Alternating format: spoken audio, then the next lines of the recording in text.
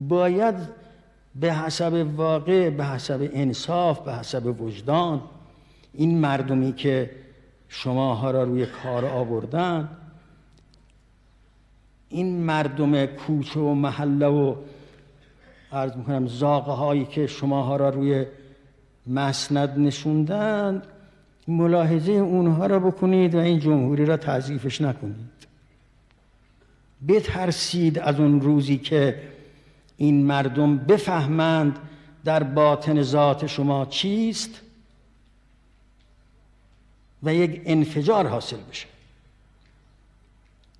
از اون روز بترسید که ممکن است یکی از ایام الله خدای نخواسته باز پیدا بشد و اون روز دیگر قضیه این نیست که برگردیم به 22 بهمن. قضیه این است که فاتحه همه ما را میخونه.